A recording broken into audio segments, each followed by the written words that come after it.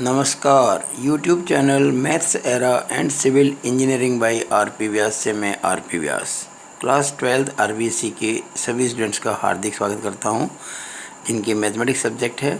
और मैथमेटिक्स में चैप्टर 13 है वेक्टर्स, जिस पे हम आज चर्चा करेंगे। उस पे आज ये मेरा वीडियो नंबर 2 है। जो पहले वीडियो था फर्स्ट, उसमें मैंने परिचयात्मक काम किया था वेक्टर्स के बारे में। इंट्रोडक्टरी लेक्चर था। वेक्टर्स क्या होते हैं, कितने प्रकार के होते हैं, नल वेक्टर क्या होता है, पोजीशन वेक्टर क्या होता है, यूनिट वेक्टर क्या होता है, इस पर हमने चर्चा की थी। किसी वेक्टर का मॉडुलस क्या होता है, इसकी बात हमने की थी। आज इस वीडियो में हम दो वेक्टर्स की जोड़ के बारे में बात करेंगे।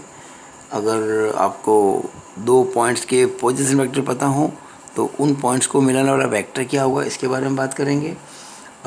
एक्स वाई और जेड एक्सिस में यूनिट वेक्टर क्या होते हैं, इसके बारे में बात करेंगे।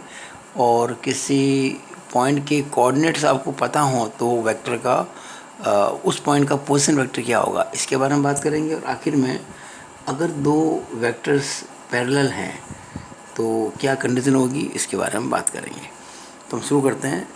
शुरू करने के पहले आपको मेरी सलाह है कि मेरा वीडियो पूरा देखें शुरू से लेकर आखिर तक, तो आपको बहुत हेल्प मिलेगी आगे आने वाले क्वेश्चंस को करने में। जो मुश्किल क्वेश्चन हम एग्जाम करेंगे, किताब के करेंगे, प्रॉब्लम्स आपको कम से कम आएगी अगर आप शुरू से आखिर तक वीडियो देखेंगे तो। और अगर आपको मेरा वीडियो अच्छा लगे तो आप ज़रूर इसको लाइक करें, शेयर करें और मेरे यूट्यूब चैनल को सब्सक्राइब जरूर करें। तो शुरू करते हैं। देखिएगा, हम आज शुरू करेंगे दो वेक्टर की जोड़ के बारे में। ये शुरू करूँ उसके पहले एक बात बताना ज़रूरी होगा। आपने पढ़ा होगा पैरेललोग्राम लॉ के बारे में। मैं फोर्स की बात कर रहा हूँ। ये एक पैरेललोग्राम है, ABCD समांतर चतुर्भुज है, जिसमें ये इसके समांतर है, इन्हें पैरेलल है, ये इसके पैरेलल है और ये इसका डायगोनल है। ये सिंपल पैरेललोग्राम है, समांतर चतुर्भुज है। फोर्स भी वेक्टर ही होता है।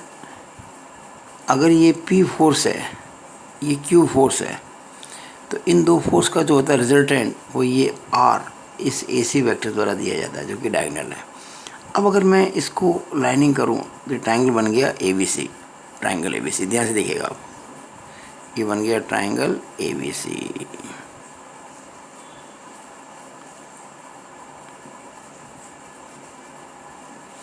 ये फोर्स P, ये फोर्स Q, ये फोर्स R। यानी किसी ट्रायंगल की दो लगातार भुजाएं कॉन्जिक्यूटिव साइड से, A से B, B से C लिया मैंने, तो तीसरी साइड अगर एक ही क्रम रखें सेम ऑर्डर तो C से होना चाहिए। लेकिन ये R तो ये A से C की ओर है, तो ये इसका ट्रायंगल लॉ की बात करते हैं कि अगर किसी ट्रायंगल की दो कॉन्जिक्यूटिव साइड्स दो फोर्सेस को रिप्रेजेंट करती हैं, अगर किसी त्रिभुज की दो लगातार भुजाएं AB, BC दो फोर्सेस को रिप्रेजेंट करती हैं, तो उस ट्रायंगल की जो थर्ड साइड होगी उसका रिवर्स ऑर्डर, जैसे AB, BC, CA तो हो गए सेम ऑर्डर, A से B से C और C से A, लेकिन मैं C से नहीं जाऊंगा, मैं A से C जाऊंगा, तो ये हो जाएगा थर्ड साइड का रिवर्स ऑर्डर। ये इन दो फोर्सेस के रिजल्टेंट को शो करेगा। बिल्कुल एग्जैक्टली यही बात हमको करनी है वेक्टर के बारे में। तो देखिएगा, वेक्टर में मान लीजिए हमने कहा ये एक बन गया ट्रायंगल,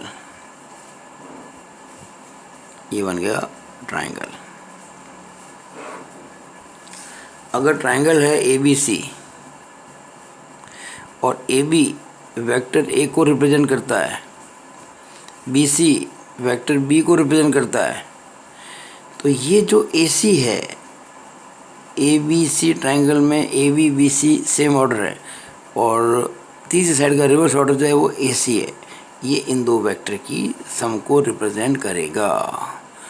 तो ये वेक्टर का सम हो गया ट्रायंगल लॉ के द्वारा, बिल्कुल जैसे फोर्स के लिए होता है।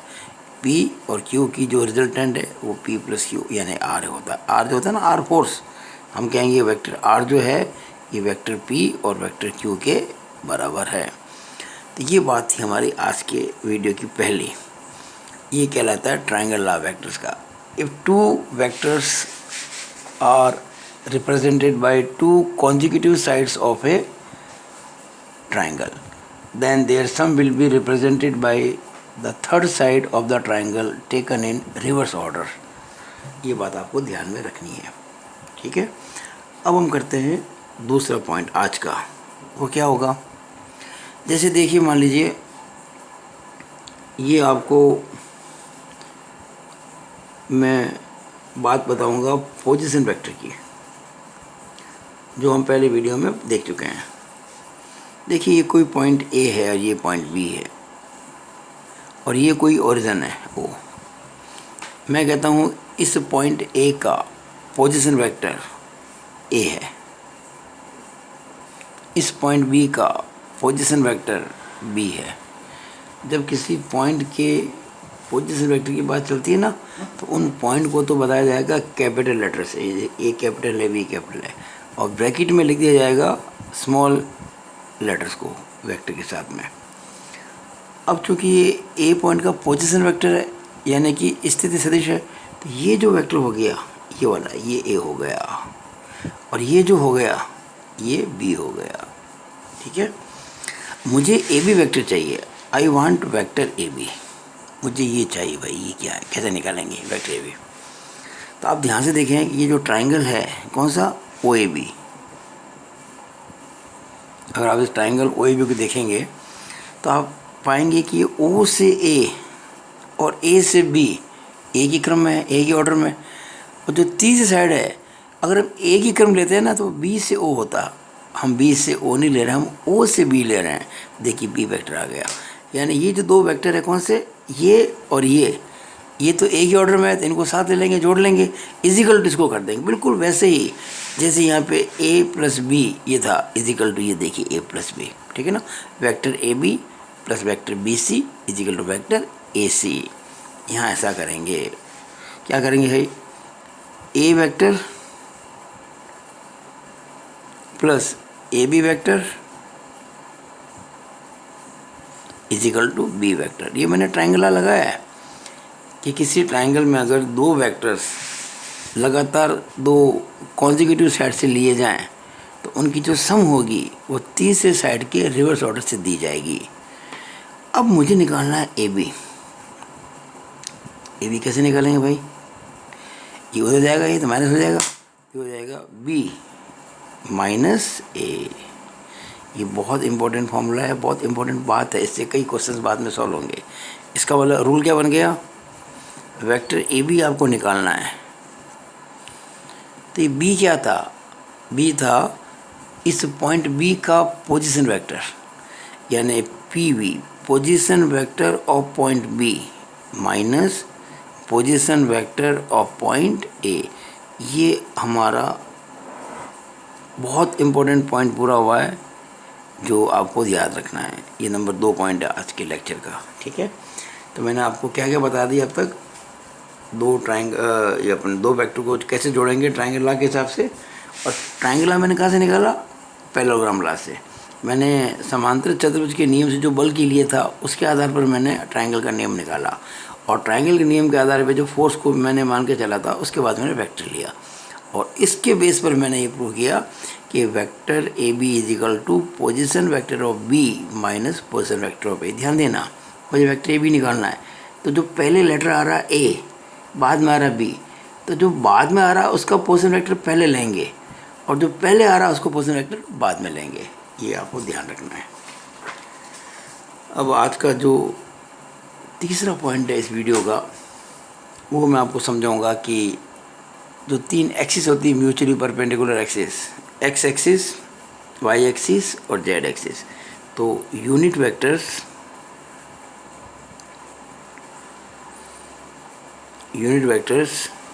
इन directions of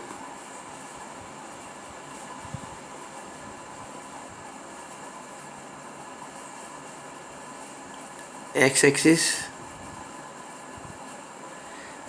Y axis and Z axis. X axis, Y axis, Z axis, in direction में जो होते हैं ना इकाई सदिश, वो क्या होते हैं, तो ध्यान रखना, आई कैप, जे कैप और के कैप। ध्यान दीजिए, मैंने एक वर्ड यूज़ किया कैप। कैप का मतलब होता है टोपी। ये जो कोन होता है, कोन, ये टोपी का आकार होता है, इसको जो सर्कस में जोकर लगाते ना अपने सर के ऊपर, तो कैप के रूप में होता है। तो ये जो सिंबल है इसको बोलेंगे कैप। तो ये मैंने आई जे के ऊपर कैप लगा दिया, तो ये बन गया यूनिट वेक्टर। आई cap, J cap, K cap, ये हो गया यूनिट वेक्टर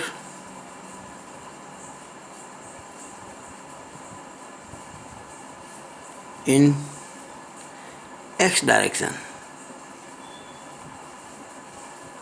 ये हो गया यूनिट वेक्टर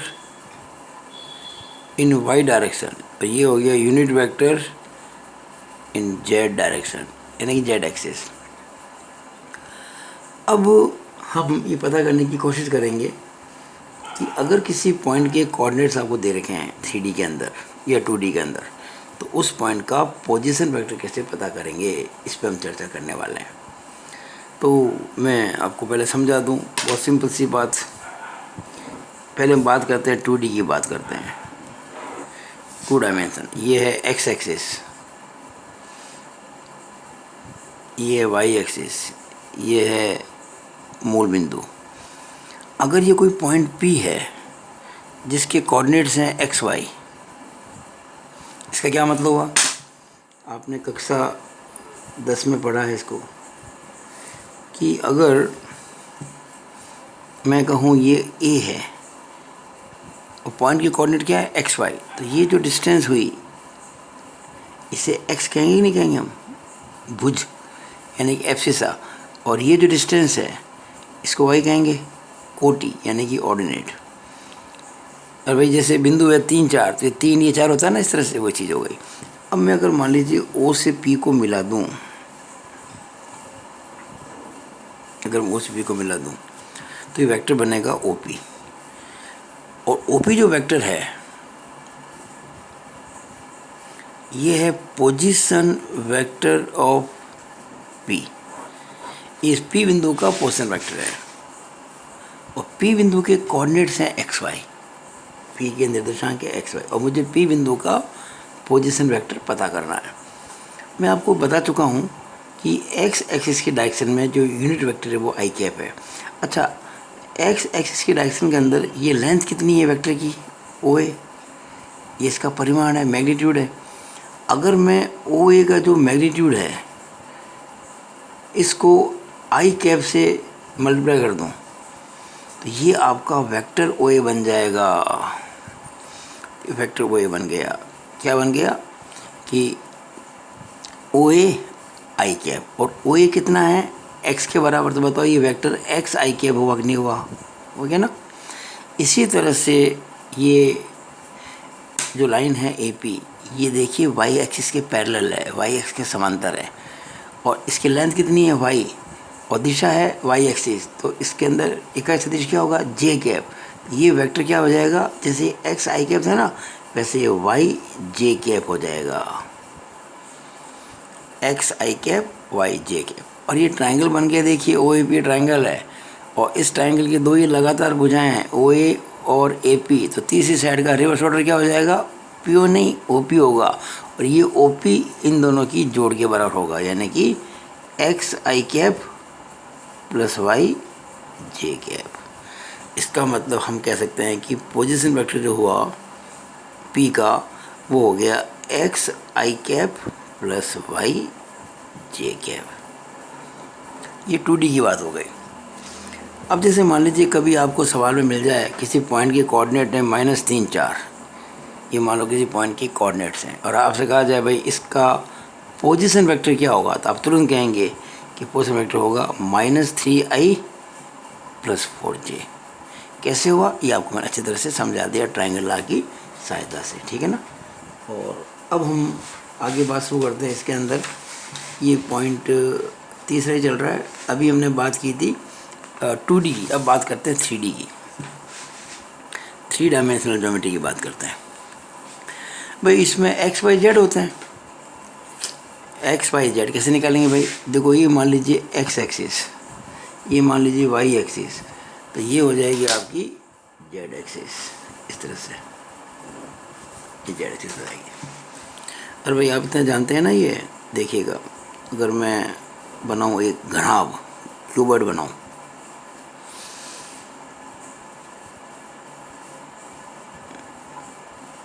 ये बन गया क्यूबॉइड घनाभ, एक कमरा मान सकते हो, रूम बना दिया हमने।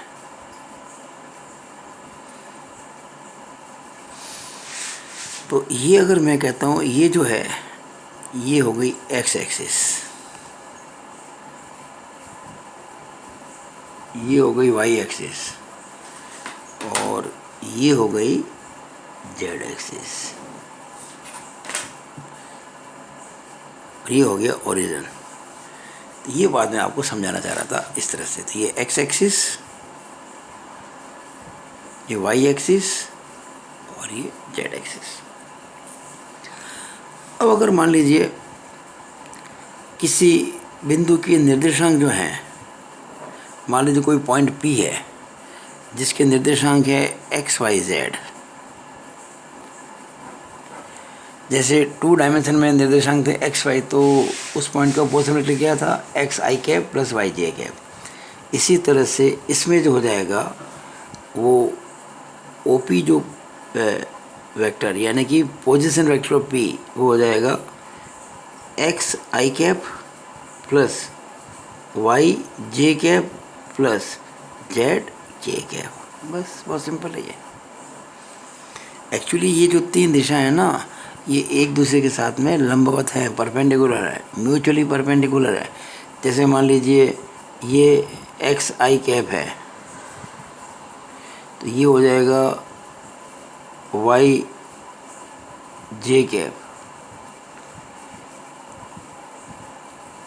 अब इनकी जोड़ लेंगे, ये हो जाएगा x I cap plus Y J cap, और तीसरी जो एक्सिस होगी वो इस पे होगी परपेंडिकुलर, और ये इस तरह से आपके वेक्टर हो जाएगा तीसरा वाला। अगर ये एक्स आई कैप है ये परपेंडिकुलर है, वाई जे कैप है ये परपेंडिकुलर है, तो ये जेड के कैप है, और ये पॉइंट P है जिसके कोऑर्डिनेट्स हैं एक्स वाई जेड। अब देखिए इन दोनों का रिजल्टेंट ये, यानी कि इसकी और इसकी सम ये, इसी तरह से इसकी और इसकी सम ये हो जाएगी, क्योंकि ये तो एक ही ऑर्डर है ना, यहाँ से यहाँ और यहाँ से यहाँ, रिवर्स ऑर्डर ये वाला हो गया। ये जो वेक्टर होगा दिस प्लस दिस, यानी कि x I cap plus Y J cap plus Z के कैप, तो ये हो गए आपके x I cap plus Y J cap plus Z के कैप। तो ये बात मैंने आपको समझाने की कोशिश की थी, ठीक है ना। तो ये आपका पॉइंट नंबर जो है वो तीसरा पूरा हो गया। अब चौथा पॉइंट इस वीडियो का जो मैं समझाना चाहता हूँ आपको, कई बार क्या होता है आपको 2 पॉइंट के मतलब कि पता होते हैं कि कोऑर्डिनेट्स क्या हैं। जैसे कि ये मान लीजिए ये वेक्टर है ए बी, इस ए के कोऑर्डिनेट्स हैं x1 y1 z1, और बी के कोऑर्डिनेट्स हैं x2 y2 z2, और मुझे ये वेक्टर ए बी निकालना है।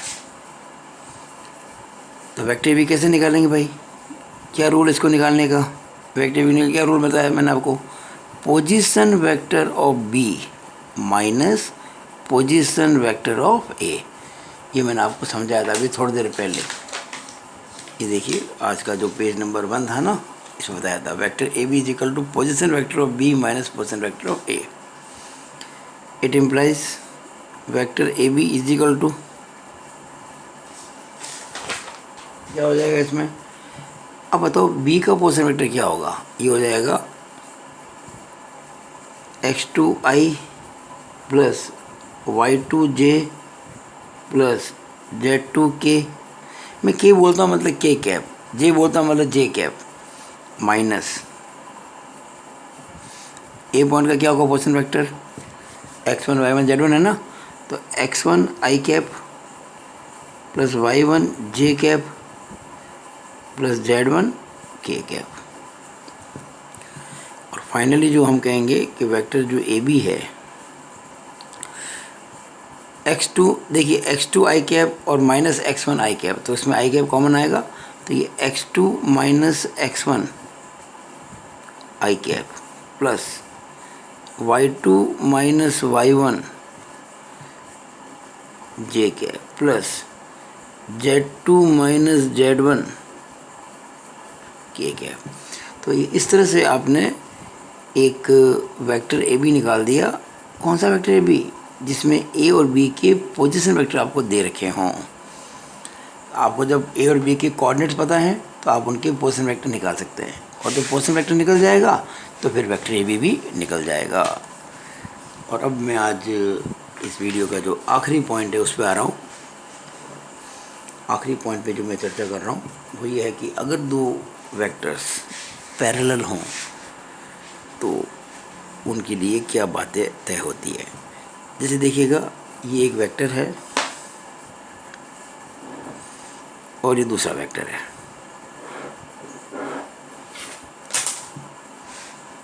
ये वेक्टर मान लीजिए ए है, ये वेक्टर मान लीजिए बी है। अब देख रहे दोनों लाइंस पैरेलल है, समांतर रेखा है। अब अगर दो वेक्टर्स पैरेलल हैं, डायरेक्शन भी सेम ही है, इसका मतलब हम कह सकते हैं कि वेक्टर ए जो है वो एक कांस्टेंट को हम कुछ भी मान लें, चलो लैम्डा मान लेते हैं, लैम्डा टाइम्स वेक्टर बी है। अच्छा, अगर ये दोनों लाइनें बराबर होती, अच्छा दोनों ध्यान रखना, दोनों लाइनें पैरेलल है, ये this two lines are parallel. अगर ये इक्वल भी होती, अगर ये पैरेलल के साथ में बराबर भी होती, तो हम कहते हैं वेक्टर ए वेक्टर बी के बराबर है। हम डेफिनेट कहते हैं वेक्टर ए बराबर वेक्टर बी। अब मान लीजिए जैसे ये बी की लाइन लंबी है, ए की लाइन छोटी है, तो जो लैम्डा होगा ना वो एक से कम होगा। जैसे कि हाफ बी, 0.8 बी, 0.3 बी, क्योंकि वेक्टर ए वेक्टर बी से छोटा है। वही अगर मान लीजिए वेक्टर ए लंबा होता, वेक्टर बी छोटा होता, तो लैम्डा की वैल्यू जो है यहाँ पे एक से बड़ी होती। हम ये कहना चाहते हैं आपको कि अगर दो वेक्टर्स एक दूसरे के पैरेलल हैं तो हम उनको A equal to lambda B कह सकते हैं। ये बात मैं आपको कहना चाहता हूँ, लेकिन पैरेलल होने ज़रूरी है। अगर ये एक वेक्टर ऐसे हो गया और एक ऐसे हो गया तो ये चीज़ लागू नहीं होगी। हाँ, पैरेलल हो जाए, कोलिनियर हो जाए, चाहे ये लाइन है ना, अगर मैं इसको आगे ले जाऊँ ऊपर तो इससे कॉन्साइड कर जाए, यानी कि एक ही लाइन बन जाए दोनों वेक्टर्स, तब भी हम कहेंगे ये पैरेलल ही है। अब इस केस में क्या होगा? अब देखिए, मैं मान लेता हूँ कि जो वेक्टर ए है इसको मैंने a1i plus a2j plus a3k मान लिया। मान सकते हैं ना अपन ऐसे वेक्टर को आई जे के की फॉर्म में। और वेक्टर बी को मैंने मान लिया b1i plus b2j plus b3k, ऐसे मैंने मान लिया। और ये मैं आपको कह चुका हूँ ए इजिकल टू लैम्डा बी होता अगर पैरेलल वेक्टर्स हैं तो। अब क्या हो गया बताइए? a1i, मैं जब भी आई बोलता हूँ मतलब आई कैप बोल रहा हूँ, a1i cap plus a2j cap plus a3k cap equal to b1i cap plus b2j cap plus b3k cap. Of course into lambda भी करना पड़ेगा, कर दिया मैंने। अब ध्यान दीजिएगा, मैं इसको सब पक्षांतरित कर रहा हूँ तो क्या हो जाएगा? a1 माइनस b1 लैम्डा आई कैप।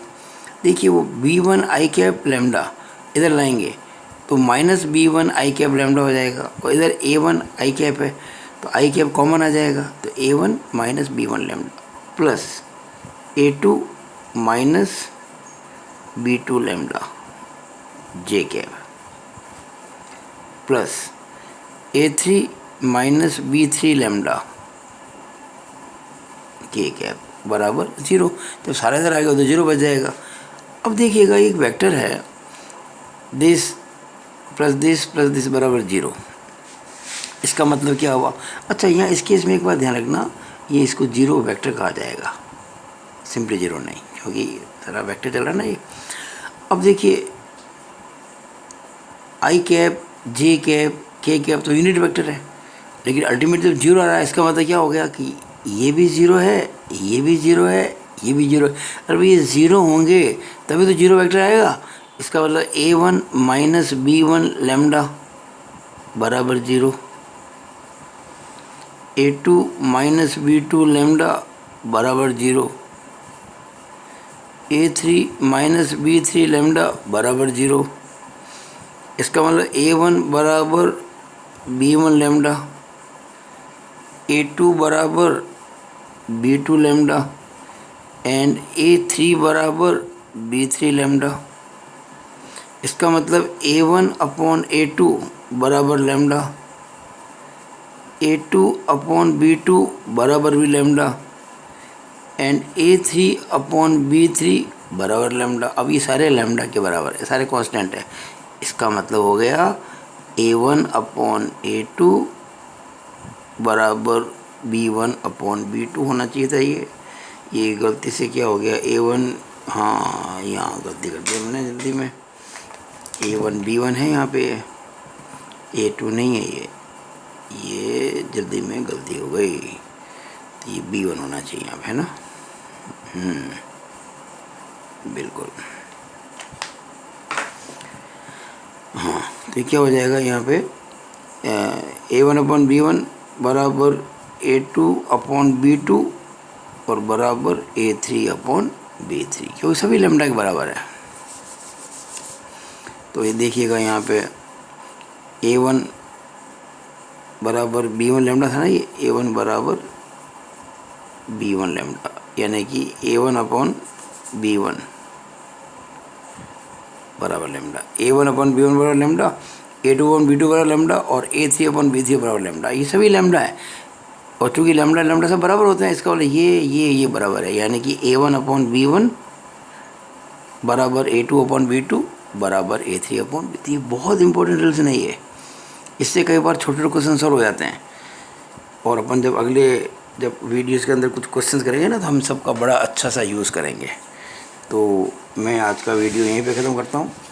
आज मैंने आपको इस वीडियो में 5 बातें समझाई हैं। 5 बातें जो समझाई हैं वो क्या समझाई है, एक बार थोड़ा सा इसको शॉर्ट में ब्रीफ कर लेते हैं। पहली जो बात थी आज, वो थी 2 वेक्टर को जोड़ना।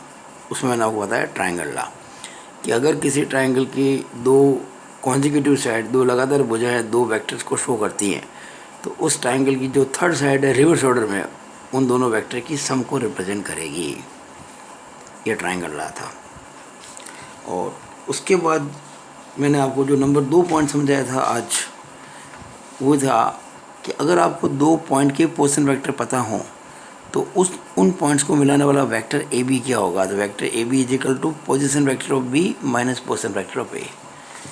फिर जो तीसरा पॉइंट था वो था 3 जो एक्सिस होते हैं, X axis, Y axis, Z axis, इनमें यूनिट वेक्टर क्या होते हैं, I cap, J cap, K cap. और जब किसी पॉइंट के कोऑर्डिनेट्स पता हों तो आप उस पॉइंट का पोजीशन वेक्टर कैसे पता करेंगे। 2D में अगर पॉइंट के कोऑर्डिनेट एक्स वाई हैं तो उस पॉइंट का पोजीशन वेक्टर होगा O P equal to X I cap plus Y J cap. और इसके बाद जो मैंने आपको समझाया था 3D के अंदर, अगर किसी पॉइंट के कोऑर्डिनेट्स एक्स वाई जेड हैं तो उस पॉइंट का पोजीशन वेक्टर ओ पी होगा x I cap plus Y J cap plus Z के कैप। ये 3 पॉइंट। चौथा पॉइंट जो था वो मैंने बताया था कि अगर 2 पॉइंट्स के आपको कोऑर्डिनेट दे रखे हों, 2 बिंदुओं के निर्देशांक दे रखे हों, तो उन पॉइंट्स को जो मिलाने वाला वेक्टर होगा वो क्या होगा, ये मैंने समझाया आपको। x2 माइनस x1 आई cap plus y2 minus y1 जे cap plus z2 minus z1 के कैप। और आखिर में समझाया था आपको मैंने, अगर 2 वेक्टर्स एक दूसरे के पैरेलल हैं तो क्या होगा, a1 upon b1 is equal to a2 upon b2 is equal to a3 upon b3। जहाँ वेक्टर a क्या है, a1 I cap plus a2 J cap plus a3 K cap. Vector b क्या है, b1 I cap plus b2 J cap plus b3 K cap. अगर ये parallel है तो a1 upon b1, यानी कि आई कैप है ना, इनके जो कोफिशिएंट्स हैं उनका रेशियो a1 अपॉन b1 बराबर a2 अपॉन b2 बराबर a3 अपॉन b3। ये सब बातें सिखाई, ये आपके बहुत ज़्यादा काम आने वाली हैं। और मुझे आशा है कि जो आपको मैंने सिखाया है उतना अन्यत्र आपको कहीं भी नहीं मिलेगा। इतना डीप में जाके, इतना डिटेल में जाके कोई नहीं बता पाएगा, ऐसा मेरा विश्वास है। तो आशा करता हूँ आपको वीडियो अच्छा लगा होगा। इसको लाइक करें, शेयर करें और मेरे यूट्यूब चैनल को सब्सक्राइब करें। It is all over about this video. Thank you.